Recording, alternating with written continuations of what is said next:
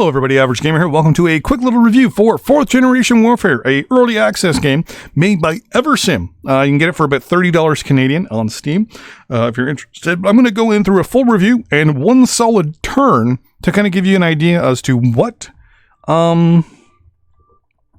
going on. So, what is 4th Generation Warfare? Well, 4th Generation Warfare is a turn-based, score-based RPG where you play as the Prime Minister, for example, the head of a country's government. So in my case, because I'm playing as Canada here, the Prime Minister of Canada, B. Mawe. You can then also play as your 4 main ministers. So for example, we're going to show you momentarily how you hire them. We have a Minister of Defense, Homeland Security, Internal, and a few other things. You order these characters to do different actions around the world. So hackers can hack, say, for example, a power station and turn the power off to a certain area of a country. You can hack facilities and turn off manufacturing, for example, factories here, and totally mess with the country's economy that way. By doing this, you gain points, which then go towards a final score. So the turns are set as unlimited or 50 or less. Every action you take has a points value almost, I want to say. And it's very interesting. You have to send diplomats around the world to get contacts with different governments to then make contracts for trade. You don't just trade for food. You actually can do massive trade deals for 4 main commodities. Manufacturing / warehousing, power, petroleum, and basically food or agriculture. And those 4 main things are basically what make or break your nations. Every action you take does have an impact on your overall GDP or your overall score. What actions you take and how they affect your GDP affects your score. So if you improve your nation economically, you get a better score. If you do something and it's not good for you, it will reduce your score. You'll get a negative score, which is pretty cool. And we'll go through all this in one turn and I'll kind of show you the whole thing. Now, one of the good things about this game is you're role-playing a lot of things. So for example here, this is our espionage option. We have a hacker, we have a spy, and we have the minister of our espionage. We're going to... Interesting. You can't actually click on him. Well, I'll actually show you So this is actually the map view. So you can see here, you can actually see all your different ministries. So you actually can order people to do specific things here. So what we're going to do is we're actually going to order Mr. Left Head here, our spy, to create a hideout. Now, in this game specifically, I think North Korea. Yeah, North Korea is my enemy. I'm not too worried about them. But what I want to do is I do want to kind of get things rolling a little bit. So I'm just going to make a hideout in Washington, D.C. for now. And you can see your character flies over there. And you'll notice we have 1 action of 15. 15 is the maximum amount of actions you can take in a turn. I'm also going to order my hacker here to also move. Actually, no, you're not going to move to DC. You are going to, let's actually bring up the map of Ontario here. We're actually going to tell you, hey, do me a favor. I'd like you to reinforce our cybersecurity and the Ministry of Foreign Affairs, please. So our hacker is basically going to work on our computers and our servers in the Ministry of Foreign Affairs and actually make them better and make them harder for other people to hack. Then we're going to go to our minister here and tell our minister, because he can do all sorts of things, right? We're just going to tell him, instead of we want to recruit another spy in Ottawa there. They can do a lot of different things, which is pretty fun. I'll go over all the different options that they can do momentarily. Our head of the military can do not much. They're more of a figurehead. I mean, there are options, but they're kind of limited unless you're going to actual war. So, for example, I can tell them, hey, meet a foreign minister and kind of meet the foreign minister of the United States. Try to make him happy. When we look at diplomacy, for example, well, we have tons of different options here. We're going to tell Mr. Blenfrey here to... Let's do a commercial contract. So this brings up my first issue with the game. My first issue with the game is the lack of response from this section of UI right here. When doing trades, you'll notice that I'm going to start doing things here. Like, I want 50. So I type it, and there's about a 2 to 3 second gap. Well, hold on. What if I want now 5? Okay, cool. Well, what if I start upping this? So, unfortunately, this is a little slower than expected because what it's doing is it's also updating all this. Not the biggest fan. Like here, we need, as Canada, we need an additional 620 and half a units of industry or manufacturing, basically. I've deleted it all. I'm going to zero it out and now look to see. Well, now I need 1,300. So 1380.34. So I need now 13 units. So I'm going to... So the slowdown of this really does bother me actually quite a bit. Like I want to do 450 here. I've deleted that and I've typed it and there we go. Now it clicks over. So that's a bit of an issue I have with the game is the slowness of this UI specifically. We'll confirm that. And honestly, I'm not impressed. So you see here, hey, look at that. We got some bonuses. You can't click those though. They don't tell you exactly what it did. Just that you did a business development and it gave you a plus 92 to your score. It tells you, hey, it's in regards to your budget, in regards to your budget, your deficit and surplus. But it doesn't actually tell you what that is. The only person that knows, really, to a degree, is your prime minister. You can set a national budget, but it just tells you what your budgetary deficit is. It's 2%. Well, is it we're up 2% or we're down 2%? So this to me needs a little bit more explanation. Like, the budgetary surplus. Okay.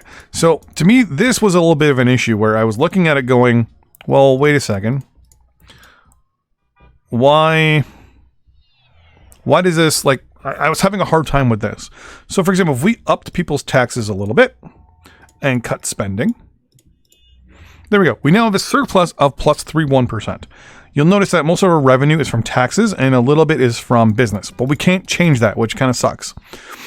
Overall spending, yet again, we can't modify that, which kind of sucks. I wish I could select it and kind of click and drag, but we can't. We can just change how much we spend on public and social spending, which is, I'm assuming, this much, this percentage, and that's it. We can't change defense spending, business development, or quote-unquote other spending. What is other spending? I don't know. It is other. We'll confirm that, and you'll see a whole bunch of red over here.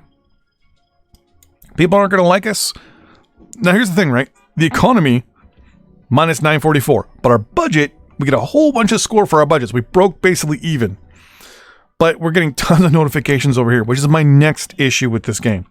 So, for example, I'm going to tell you, hey, I want you to meet with the leader of the United States on the 8th. We're going to confirm that. It'll take a couple seconds. We get a notification here, and we get a notification here about what just happened. That is one of my big issues with the game, is the sheer amount of notifications that are useless. We get this notification, this one, and this one. We only need one. The usage of the cell phone in this game is pretty good. Like, I can click on a specific minister and read their email. So the Ministry of Foreign Affairs on Ottawa server is now prepared against cyber attacks. Cool. Recruitment of spy campaign has begun. First candidate should be there soon. Now, here's the part that really bothers me. It's telling me there's an option here. There's a message. I have a 50% chance of actually getting this message. I'll click it. Hey, look at that. New military commander. Cool. What about this one? What? This is a good idea, but this sometimes doesn't work. But then we're going to get all these messages all over again. And once again, we're going to get them over here. This is the newspaper thing that used to pop up in the other geopolitical simulator games, which is cool. I don't mind that. But it's just sometimes we don't need the sheer amount of information that we're getting. You are going to talk to, say, this person here, and we get 2 notifications. I don't need these 2 notifications. I understand the point of the notifications, but I don't need them all. Overall, I will admit, the game is fun. The game is good. I don't mind the game. It's in early access, so it has time to grow. But I think the things they need to work on is less spamming of notifications. Less... How do I put this? More performance improvements. Because right now, the big thing to me that annoys me the most is when negotiating trade contracts and I can't do anything about it. Like whenever I try to negotiate a contract, it takes me twice to almost 3 times as long as it should because I'm clicking and I'm waiting for the UI to respond. I've even thought maybe it was tied into the game settings, so I put it on the lowest setting possible, and it still responded very slowly. And I'm not, it's, you know, that needs work. Now, it is in early access, so my fingers are crossed that it will work a little bit better. I love this scrolling around the map. I love the sheer amount of detail and information that you get while looking around. I love the fact that pretty much every character you have has tons of actions. So we're going to end our very first action here. And I don't know if we actually... You can see on the map down here where we have our guys flying across. I love that. I love that our people are flying around, doing all sorts of stuff. And you'll notice that we already have our first issue. So, look at that. Meeting schedule between whatever. That's good. What about national? Murder. Steve Alcock, the diplomat. Steve Alcock has been found dead at the Ministry of Foreign Affairs in Ottawa. For investors, there's no question it's murder. An outcry has gripped the country, blah, blah, blah, blah, blah. Interesting. Report on Pharmaceutical Industry Review Board. The explosion of consumption of anti-anxiety medication illustrates the current atmosphere of high anxiety in the population. Don't understand even what that means, but... You can actually sit there and go, wait a minute. One of our people have been killed. Ruh-roh. You actually can sit here. No, I can't see that part. Why can't I see that part? Oh, because you need to actually move to there, but you need to actually... Oh, did you kill my Ministry of Internal Affairs person? I don't have a policeman yet. I haven't even started that yet. But, in hiding, good for you. Yeah, whatever. We just hired a new spy. So, I love this game when it comes to certain things. Like here, I don't have any police officers hired, or even I don't think I have a minister hired to do this yet. This was one of my earlier playthroughs. Yeah, I don't even have a Homeland Security person hired yet. We're gonna go with a shrewd, or I still don't know what any of that means, to be honest with you. They kind of show you what it means, but they don't really tell you what it means. You're going to... Can you not investigate a crime? Oh my god, you can only hire someone? Okay, well, we're gonna go through all the different options here. So what I'm gonna do is I'm gonna make sure I have one of every character here. One of you. You have a whole bunch of diplomats. You're actually going to hire a cop. And we have one of everyone hired. So we're going to give it a second. And once again, we're getting multiple things here. I will accept you. Police have no doubt. I love this. The victim died instantly. Do not disappoint them. Yeah, okay. Yep, I know. So once again, see, there we go. So I have 2 messages. Click on it. I don't get the message. I have to go to no messages. But I have to go in here and accept the mission, like the op. Like if you click too quickly, it doesn't work. It's one of the only few things I'm not a fan of. So what we're going to do here is we're actually going to investigate a murder. So we're just going to say, hey, I want to see everybody, including foreign nationals. Oh, the foreign national already left. Okay. So what can people do? So first off, you're obviously the head of your government. In this case, we have, who is this person? Bruce Maue. Shows you all their stats, what current actions they took, who they're influencing, if they have any files on them. So you can actually have like blackmail files, things like that. You can actually access the person's cell phone. You can actually hack your own characters, which is pretty cool. But we're going to order him to do a couple things. And we're going to look to see what he can do. So he can meet or name a member to his cabinet, establish a national budget, which we already saw. He can... see, this is the only problem, is I don't like doing this. Report an international crime to the UN, which you can actually force other countries to do or investigate other countries. You can pardon a convict. You can propose a peace treaty with a country. You obviously have to go to war with a country. You can request an official meeting with another head of state. You can propose a political interview with a specific character. You can authorize the use of nuclear weapons. We can't because we're Canada. We don't have any. You can give someone an award or organize an election rally if you're obviously being elected. You can return to your residence if you're not at your residence. So right now we're actually at Parliament, and the house is right there. You can travel somewhere, anywhere on the map. Your character can leave an object if they have one on their, like right now, if there's anything in their inventory, other than obviously security. If you had a gun, explosives, whatever, you can actually leave something there for us. Let's click back on you again. Take an object if you're somewhere and you need to move it. You can give an object from one character to another. You can access a server. So here's the best part, which we'll get into. You can access servers when you've hacked them, which we'll get into. You can transfer a contract. If you're married, you can get a divorce. If you're single, you can propose marriage to someone. You can send a file from one person to another. Well, which is cool when, like, for example, you have diplomats that go out and basically honeypot, I think it's called. So you get female spies and female diplomats that go out and seduce male counterparts in other countries, and they film it or whatever. You can then send those files to your headquarters and have a stash of all this blackmail in your headquarters. It's pretty fun. You can arrange to attend an event if something's going on. So, for example, the city of Ottawa here. The city of Ottawa here, which you can only right-click, has 3 events going on in the next little bit. There's a video game convention on the 5th, or the 10th of May 5th, I think.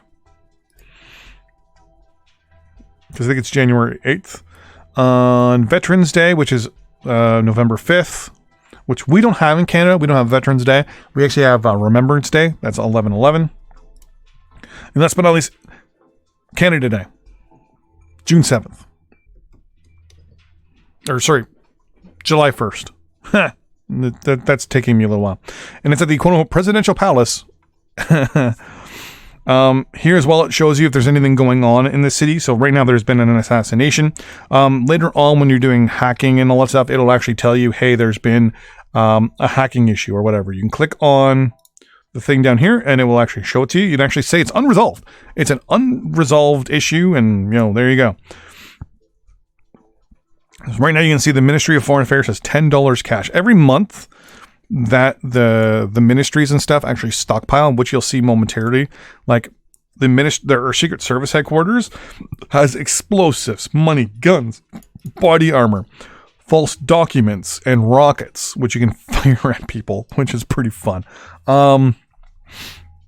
Next person we're going to look at is... Oh, I already told you to go do something, but I can turn around and change you anyways.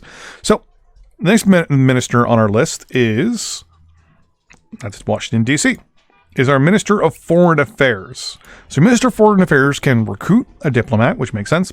Request to open an embassy when your friendship with another country is high enough. Close an embassy.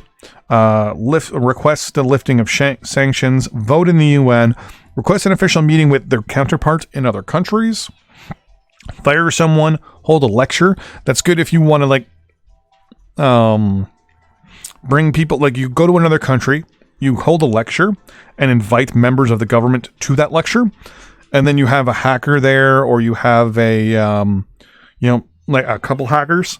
You invite, say, 3 people. You then have 3 hackers there, 1 hacker for each person. You hack their phones, get all their contacts, put malware on it, wait till they go back to where they're going, geolocate them so you can actually follow them around the world. It's pretty fun. You can actually set your filter to do that.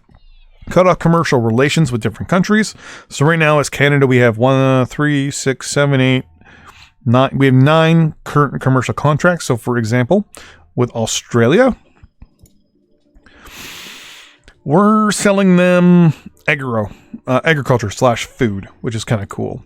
It actually shows you right here your alignment with that country. So if I can hover over it and click learn more, this is basically just the relationship level. The level below that is the odds, basically, or the casus belli of the reason for going to war.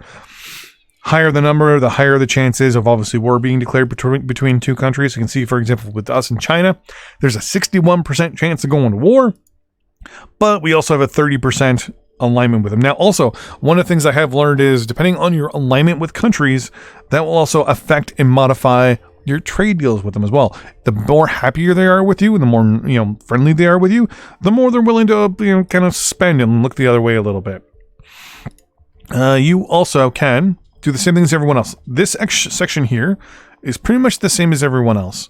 And I actually never finished with the Prime Minister. I'm sorry about that.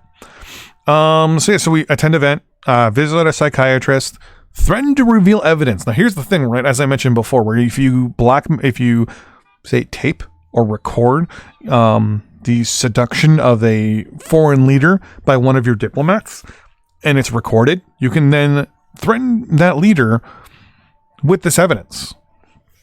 You can also release someone, steal something from someone, assassinate someone if you have a weapon, just talk to someone. That usually just affects, you can see on the top right, it gives 1 influence point. Go to invite someone to dinner. That gives you 15 influence on them. Attempt to seduce them, bribe them via the bank, like wire transfer. Threaten someone, and then threaten reprisal on an acquaintance. Basically, if you see the wife of the president of a country, you track their spouse, and then you threaten the leader of the country that you're going to kill their spouse if they don't basically do what you want. It's actually pretty devious. And then once again, everyone has most of these actions, but then every specific character has the professional actions and then influence actions. So for example, our minister here also has additional options of planting explosives, stealing something, assassinating someone, or breaking out of prison. But they obviously need additional influence. Now, when they also have a person of influence below them, they can also then put in requests to those people they're influencing to do certain things, which is pretty cool. Next person up on our list is our minister, or our director of the intelligence agency. In this case, it'd be CSIS. So once again, pretty much the general actions, same across the board. Influence actions, mostly the same, but the professional actions for them are a little different. You can recruit a spy, recruit a cyber analyst, aka a hacker. You can identify an unknown person anywhere in the world. You can create fake IDs, which I have no idea how they work as of the moment. Give a lecture, or fire someone, which isn't too bad. Minister of the your defense. Well, in this case, it would be our Minister of Defense. Same thing with general actions, influence actions, all the same. These influences are usually in regards to people that you have under your influence. So like here, we can influence a contract signing. That's a little extra one here. But the Minister of Defense has their specific options, which is contact a foreign minister and basically just talk and make a laugh. Manage your military size. You can inspect a base, which helps the bases become more quote-unquote efficient. Not sure exactly how that works. And it shows you how long it takes. Like this takes 10 actions, or 10 days. Here you can support your troops. And it just has a little, is it a sand dial? Something like that. Because you just leave them there and they can do whatever. You can construct a military infrastructure. So you can actually construct military bases, naval bases, or air bases. You can also tell them where to go after that. But some of this doesn't work. Some of it does, to be honest with you. You can construct a military camp, declare martial law, buy or sell military equipment, which is pretty cool. Nope. We can order military equipment. We can hold a lecture. And last but not least, bring troops home. So if we have a lot of troops overseas, we can tell our troops to come home, which is actually what I just did. And then again, there's one of the big problems I have. 3 notifications for 1 action. Last but not least, Mr. Lammy here, the Director of Homeland Security. So Mr. Lammy here has same influence actions, same general actions as everybody else, but has those different professional actions. So they can hire a police officer or an agent. Basically, they're just an inspector. Cancel construction of a building. Dismantle infrastructure. You can order a building to be repaired if it's been damaged. Build a surveillance system on a building or a city. Issue an arrest warrant for someone within your nation that, for example, if we were to chase down the murderer of our diplomat, we can look into the murder of our diplomat, investigate it, go to court, or investigate, get actual, proof that they did it, issue an arrest warrant for the person, arrest them, go to court, and all that stuff. We can then also construct infrastructure, so nuclear plants, fossil fuel plants, on and offshore wind farms, solar plants, farms, factories, arm factories, and research centers. As Canada, we actually don't have any research centers at the moment. We'd have to build one of those completely. And then last but not least, we have request a financial investigation, because this guy is specifically homeland related. So basically, this is your go-to guy when it's internal to your nation, whether it's building stuff, investigating stuff, making sure your country is secure against bad guys.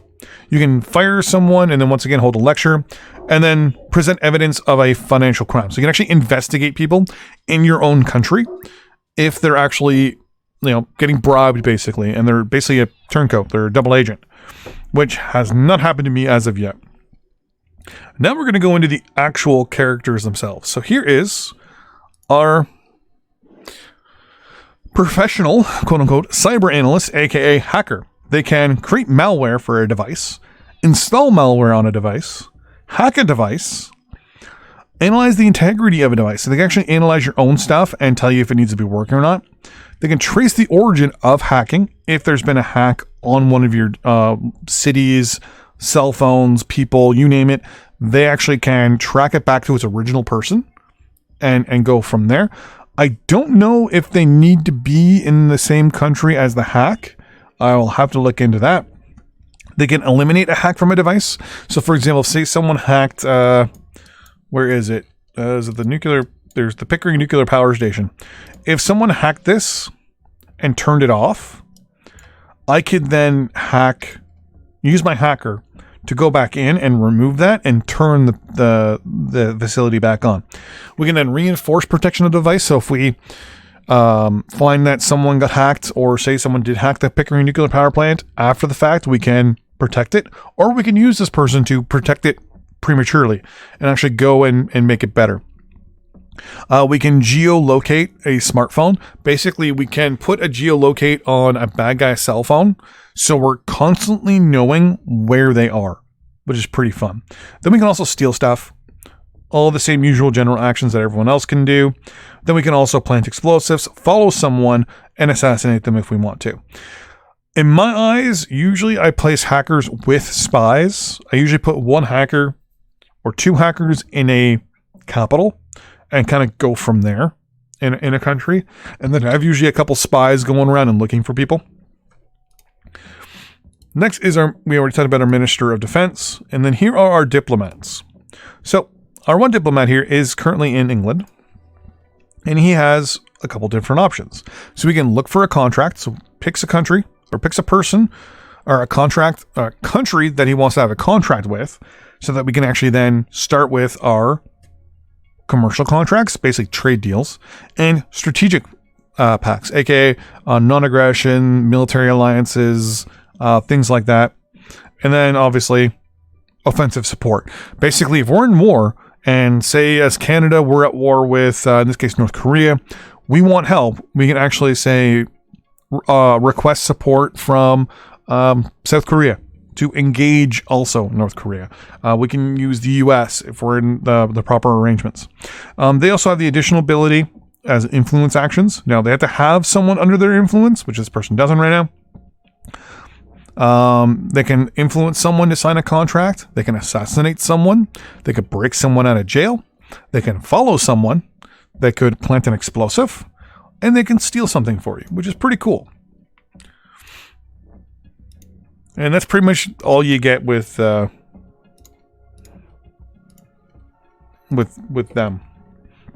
Then you got the police. So your inspector does a lot of things. And mostly the things they do are to protect your country. So first thing you can do is they can investigate a contact. They can research an informant. They can analyze video surveillance in it if there's been a crime. They can analyze a crime scene. They can search for a character on the video surveillance system. So what you would do in this case for the crime is you would search the crime, go for the video surveillance, and then go for the character. They can transfer a prisoner. So say, for example, you want to transfer a prisoner from a jail to the ministry, basically your spies, to have them interrogate them. That'd be kind of cool. They can spy on buildings. Now, what you can do with the spying on a building is actually pretty interesting. If another country has an embassy in your country, you can spy on it, which is actually pretty fun. You can make an arrest, obviously.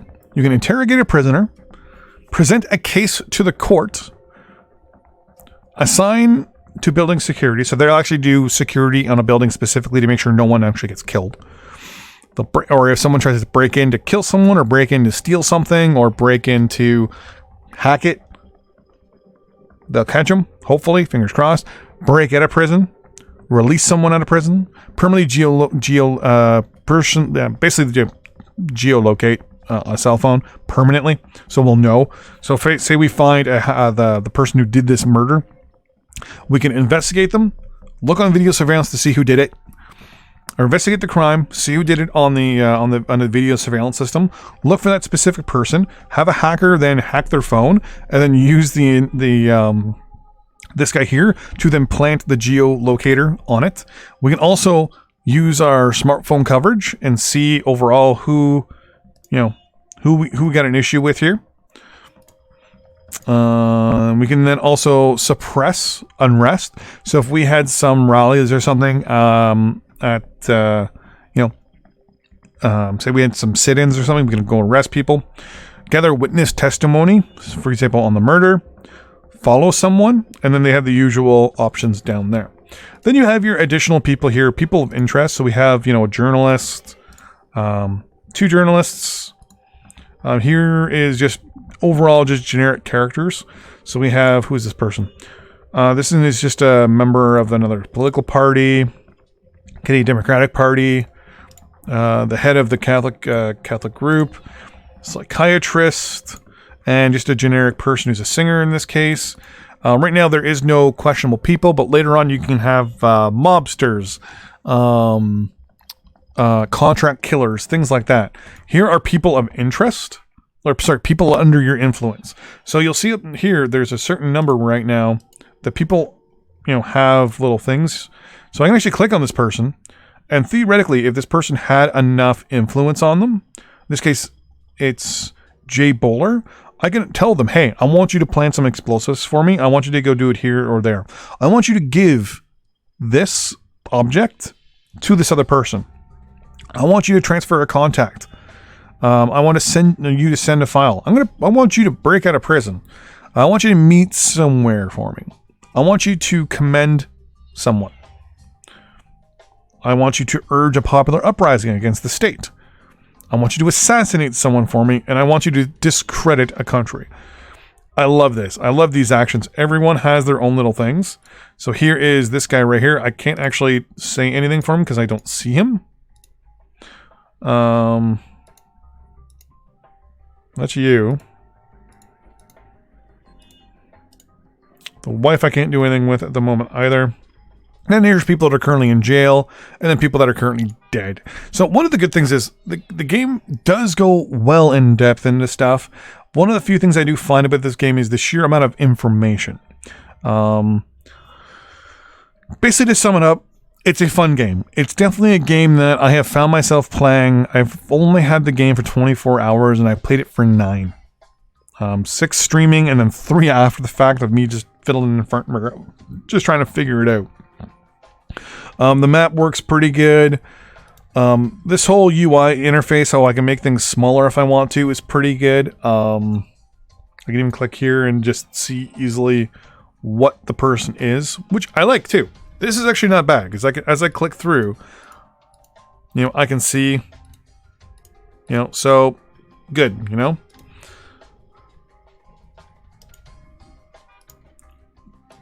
One of my major... What's this? Sabotage a meeting. Interesting. Oh! Publicly support an electoral candidate. I'm going to have to look into these a lot more. So, yeah, one of the things I do like about this game is how it is. Like, I'm finding out new things. I've played the game, like I said, almost 10 hours now. And I'm still finding out new things and things that I didn't know about. So, a couple things I've learned and that you need to know. Number one, it is a very good game. I'm not going to tell you to go out and buy it. I'm not going to tell you to go out and buy it. I'm going to tell you whether, to me, it's worth the money. $30 to me, for an early access game like this, is a little steep. For me, I would go more for the $20 mark, $15 mark, only because of the problems I have found with it after I obviously got it, which once again provided to me by the developer.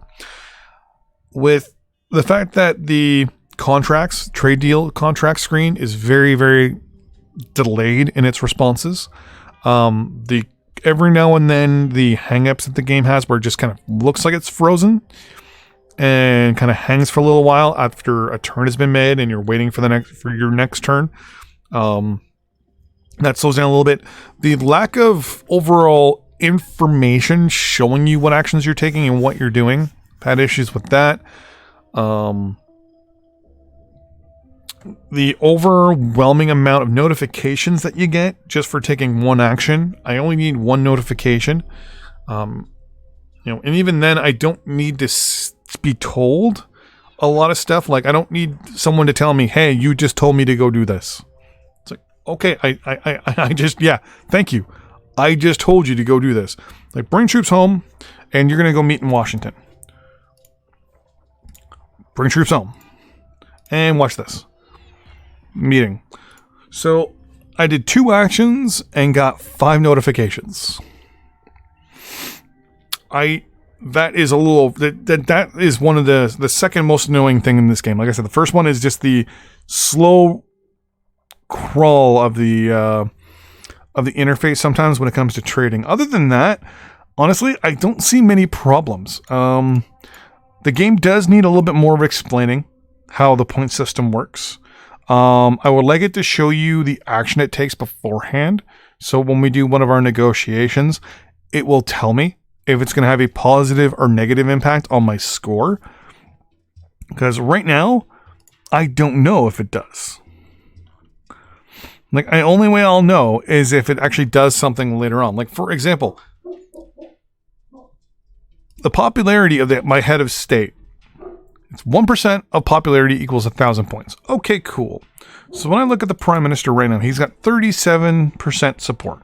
So to me, that should be an immediate score of 37,000. But it's negative 12. So I'm going to assume doesn't start with what... That looks like Bill Clinton. It doesn't start with where you are, but what you did. So basically, when we started at 50%, that was 0 at 50. Any action we took up or down then impacts that, which I'm not a big fan of. But, it's the way it is, I guess. The lack of being able to do things that could overall impact stuff kind of sucks. Like the fact that I can change the budget, but I can't change the whole budget. Like business development. What is business development? Defense spending. Okay, cool. We're only spending 3%. That's no big deal. But what is other spending? Like, how do I modify other spending? Like, if you could tell me, that would be good. Business tax revenue. How do I increase taxes on businesses, not people? Tell me, please. Like, that would be something that I would be interested in. Like, being able to change this a little bit more, I would prefer. Like just being able to click on it and then changing it. Like I know this is for this only. Like I can just bring this down to 0 immediately if I wanted to. But, hey, look at that. We're spending 0 on social services.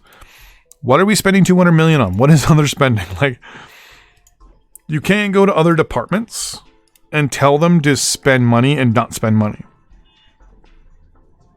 Like, yeah, we can give cash to people and stuff like that, but I can't control anything. The only other person we can control is our Minister of Defense. And that's not you. That's you. And honestly, I can't change much other than hire more, add more troops, or sell weapons. So that definitely needs to be a lot more changed. Other than that, overall, just feedback. There is the ability to get, I believe it's you. You. So you have the ability to create fake IDs. But I don't, like, for example, I can tell this person, hey, I want you, I don't know, I want you to go and break into this building here. You'll notice that there's a red key. This red key says I can, the hand means I can do whatever the job is I need to do there when I get there is okay. The green line is it's okay for me to get there. And I can do the action, aka going there. I can get there, but I can't get into the building. Hence the red key. So theoretically, what I should be able to do then is use this guy here and say, hey, create a fake ID from your workplace. So you click it, and you click enter. And this is where we also get like 8 messages saying we created a fake ID. So there we go, we're done. So now here is the crazy thing. We tell you to take an object. That is the ID for that wind farm. We take an explosive. We take our ID. We confirm.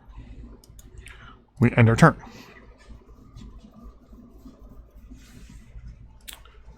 Now, if we really wanted to do something, what we could theoretically do is just say, oh, yeah, see, here's another glitch. I can't actually click on a person. There we go. Every now and then, you can click on your person until you do whatever it is that they have. Like here, right? Can't click on the person. That's all.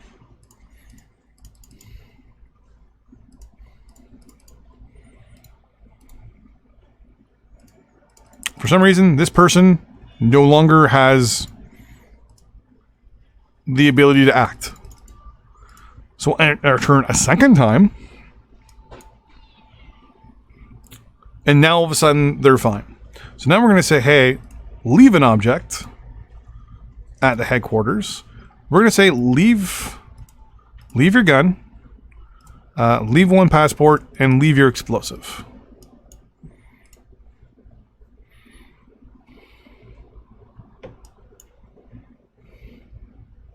So you'll see the action is done. Who is this?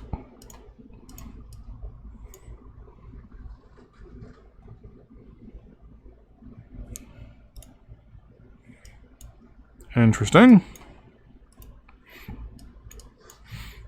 That, I believe, was the Prime Minister's wife, and okay, you. Cool.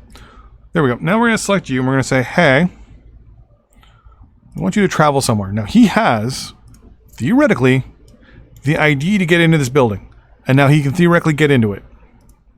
We're going to say, we want you then to turn around and go to your current position. And we're just going to tell him to go there.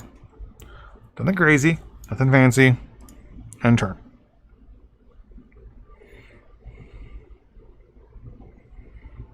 Now, the thing with the IDs is sometimes they work, sometimes they don't.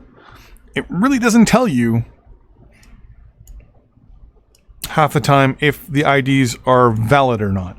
If you have the ID on the character, it works, but then it's like, how can I put this? It doesn't, and here is where the game, as you can see here, hangs up. So as of this moment, Has the game froze? Well, no, because you can see our flag up here still moving. Korea has done something where they blew something up. Oh, look at that. So Korea blew up our oil rig out east. And they're also doing a thing. Like, once again, we're not really doing much, so our person is now saying, hey, I've traveled here. But once again, we can't do anything because they spend 1 turn they spend 1, 2, 3 turns traveling. So we're going to turn here. So we're not really going much after the Koreans right now, but we can. So now you can do a few different things. So he is now officially in this location. Oh, and I forgot to show people that I can do this. So one other thing you can do is access your servers. Look at your databases. International trade. Here's all the here's a bunch of international trade stuff. Afghanistan. Here is what they need. Here's what they need. What they need. What they need. Algeria. Petroleum. Maximum sales capacity. Maximum how much they need. So, like, for example, electricity. The maximum they can sell is 268.77 terawatts. They need 0.09 terawatts. So they're not producing enough power. They're producing enough industry so they can sell. And then agriculture, they're producing just enough food. It's pretty good. You look at overall commercial contracts. So, for example, to Cuba, we're actually making money. With the United States, we're losing money. We're losing $3.2 billion. What? Are you serious? That's a lot of money. But yeah, with Mongolia, we're not making any money apparently. But it says here we're making $2.3 million, which is very weird. Budgetary impact, I don't understand sometimes. Like, for example, here we're purchasing $76.3 billion worth of industry from China, but it's zero impact on our budget. So I don't understand. Like, some of these things don't quite make sense. Worldwide productions, you can see who produces what. Current judicial agreements, if you have current court arrangements. Weapon contracts, if you're selling weapons, and strategic non-aggression pacts, things like that. You can even do the police thing. Click their server, go into their server, and say, hey, database, what current crimes have been occurred? Well, we've got a bombing on the Iberian oil field, and in Ottawa will be the shooting death. So you can go to the file, and right now there's no evidence. We don't know who did it. There you go. Once you've given up, you can classify it as unresolved, and that's basically you just giving up because you can't figure it out. If you've arrested someone internally, you can do this. Now, if you've hacked this, and say your people are being held captive, you can actually bring these people up and click free on the right-hand side. It's hilarious. Same thing for here. You can actually come into the file and actually collect evidence if need be, which is actually pretty fun. Your hacker obviously has to be really good. Let's go to the police. So same thing here with the police. So this is the Ministry of the Interior. Go to our database here. Who do we currently have arrest warrants out for? Location, conduct against centralized surveillance network. So right now we have in Ottawa a surveillance network. Another country could hack our computer and turn this off. It's actually very interesting and very fun. Housing doesn't have... yeah, can't hack that. I think I did our Secret Service. No, and this one still. There we go.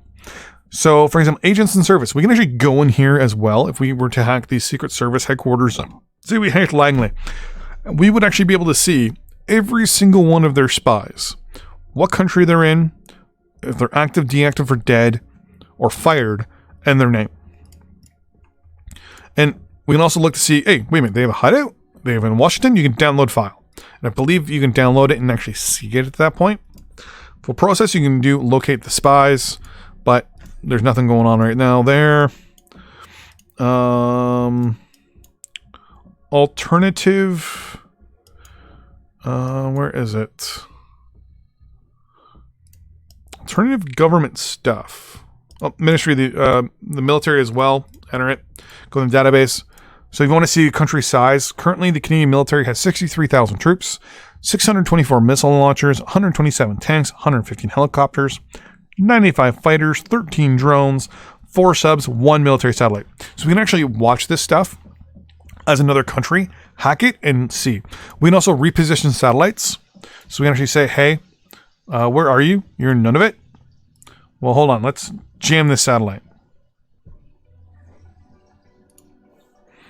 So this site is now jamming, and you can move it. It's actually very interesting. Military bases, it shows you every single military base. So the type of base, where it is, and the actual name of the base, which is kind of cool. So like Wainwright, etc. Some of them are in the wrong spot. Current weapon contracts and strategic operations, strategic packs as well. For the processes, you can actually locate military units that have been deployed. We don't have any deployed right now, so it's no big deal. And there we go. So now we can also say, hey, right now this is where our one and only satellite is. But you can't actually control it, which kind of sucks. Somebody escaped, blah, blah, blah. Okay, whatever. But yeah, so there you go. That is just a very brief and quick overview of in review of this game. Now, yeah, it took about an hour to do the video, but to be honest with you, I don't even know if I even scratched the surface. There's a lot more stuff in this game. I'm learning new things every day. With that in mind, thanks for watching. See you next time. Bye-bye.